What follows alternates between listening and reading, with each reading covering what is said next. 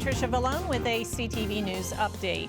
COVID-19 cases continue to surge in our area. Here are the latest numbers in Maryland. More than 1,600 people tested positive for the disease over the past 24 hours, bringing the state's total of confirmed cases to more than 183,000, with more than 4,200 deaths. Here in Prince George's, more than 38,000 have tested positive since the pandemic began, and nearly 900 people have died.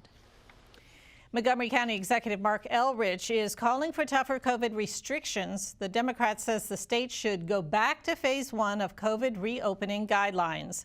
He also says the spike in cases could overwhelm Maryland hospitals.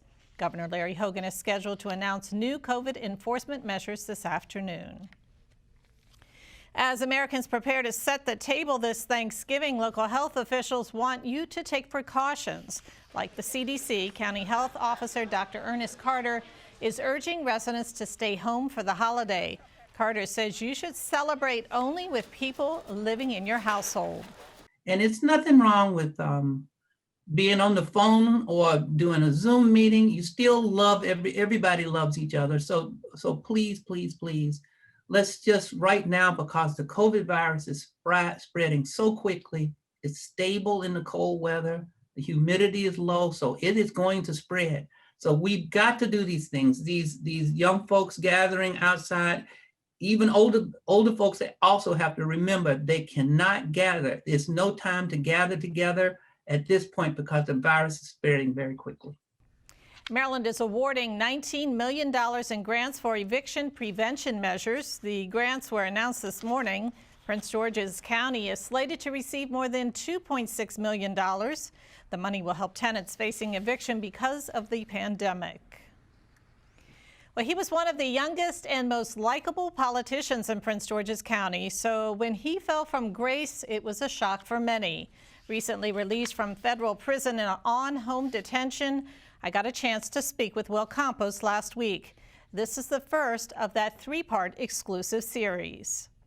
We came directly to Hyattsville, and I grew up in Prince George's County. The young Salvadoran immigrant graduated from Eleanor Roosevelt High School and the University of Maryland, and soon after became the Latino liaison under the Jack Johnson administration. By 28, he was already campaigning for office. We first met. You were 28. You were campaigning for the first time out on the street. And at the time, you were going to be the first Latino, as well as the youngest, on the council. At that time, I remember being out with you and you door knocking, and somebody looked at you and said, "Are you even old enough to vote?" You remember that?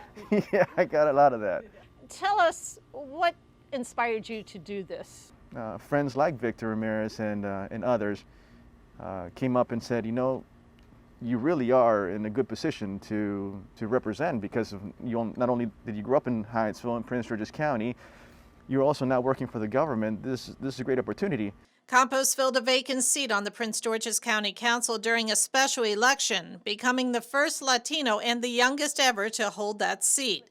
He was active in the District 2 community, an athlete. Usually everybody from Latin America is playing soccer, but I went to high school with a bunch of guys that played hockey. And a role model for many young immigrants. An optimist of sorts, you could often find him smiling and joking during interviews.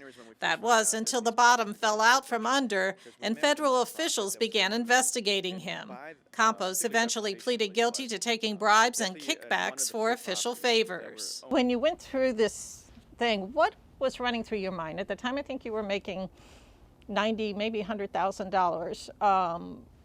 What inspired you to do what you did? It was stupidity. It was outright stupidity and greed. There's nothing else to it, because it wasn't necessarily about the money. You know, I was doing well. I was making a good living. I didn't need anything extra to survive. You know, like so many people out there who are struggling on a day-to-day basis, we made a good salary. So it was outright just stupidity and greed. It was stupid. It really was. And when you do something like that, you don't think about it. You don't think about, you know, first of all, getting caught. You don't think about how it's going to affect you. And if it does, you don't think that it's going to be you know, this horrible sentence, anything along those lines, you don't think about how it's going to affect your family. Had I known things like that, had I been older, I think also one of the problems was, like you said, I was 29, 30 when I got into office. So there's still a lot of maturing that I needed to do. I wasn't a mature person for my age, but there's still a lot more that I needed to live that I could have used as an experience while I was an elected official, that could have made me think twice, you know what, I can't do this because it'll affect, you know, the rest of my family. The day you were sworn in, everybody was interviewing you, and I saw your mom off in the corner, and I interviewed her in Spanish. She was so proud, sparkle in her eye, her only child, her only son. Given what's transpired with everything since then, this had to have hurt her a lot. How have you reconciled that with your relationship with your mother? My mom is an incredible person. She's always going to be proud of me no matter what it is that I do. This clearly was a big shock, not just to her, but to all the people that are close to me. And I've apologized. I can't apologize enough, but I've done that. I've said my apologies. I've asked for forgiveness, and so the people who truly love you are going to forgive you, including God. God has forgiven me, and so from that point on, you know, I needed to move forward and get past it. And tomorrow, in part 2 of my series, we take a look at what life was like for Campos in prison. A crash on the Baltimore-Washington Parkway in Greenbelt leaves 1 man dead. The incident happened Sunday morning around 5 a.m. U.S. Park Police say the man was driving north on the southbound lanes and struck another car outside of the Capitol Beltway. He was transported to a hospital where he later died from his injuries.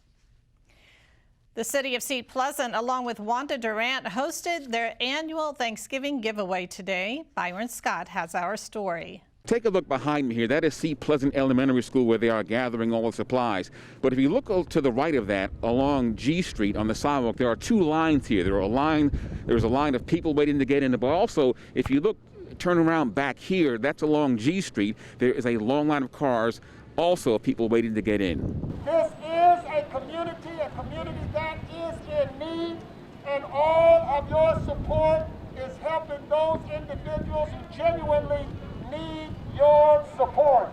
The event kicked off at 11 o'clock this morning, but the lines began forming hours earlier. We have over 250 cars already early this morning lined up, and cars are still coming. We had over 100 walkers to walk up to get food. The number of people who turned out today indicates that the need is great.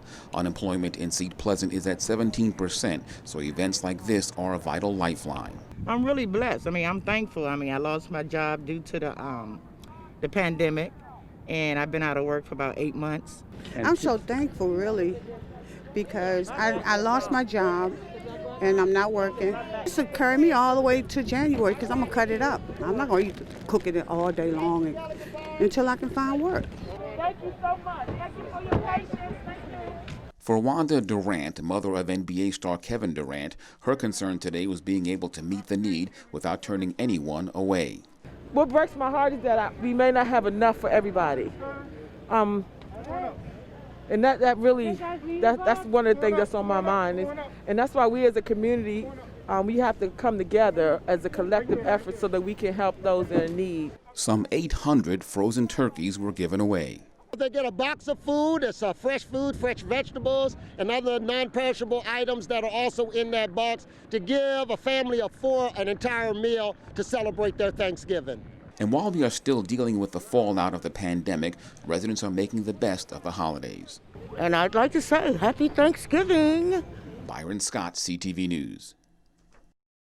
A senior receives a very special honor on her landmark birthday. Pauline Patton celebrates her 101st birthday today, and State's Attorney Aisha Braveboy awarded her with a proclamation.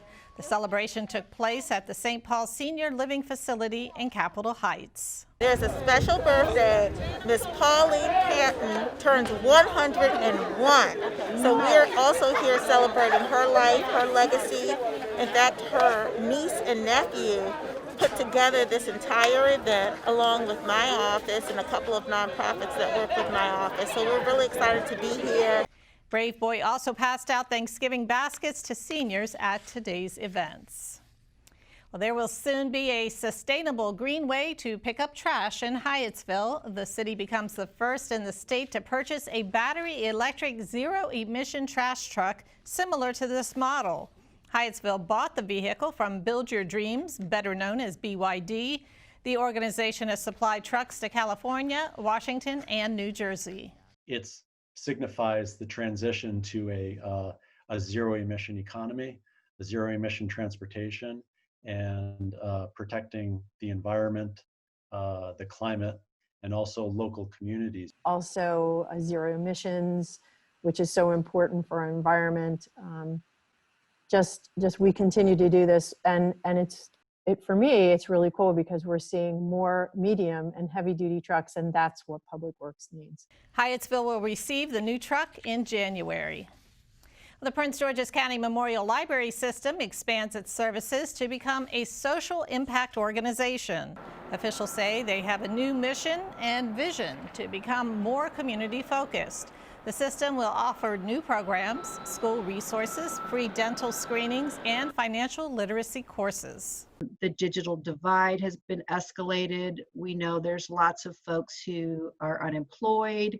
We know there are a lot of folks who have food scarcity issues. And really the library is that agency that's trusted, that can kind of be a convener for all of these partnerships and groups to get together to address these issues. And so that is really our essential role moving forward. The library system says it will implement the changes over 4 years.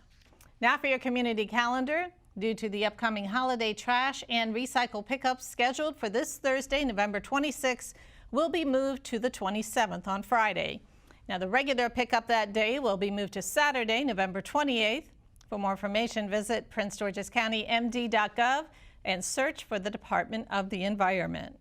And that is our news for this evening. Thanks for watching. We'll see you again tomorrow. Have a great night.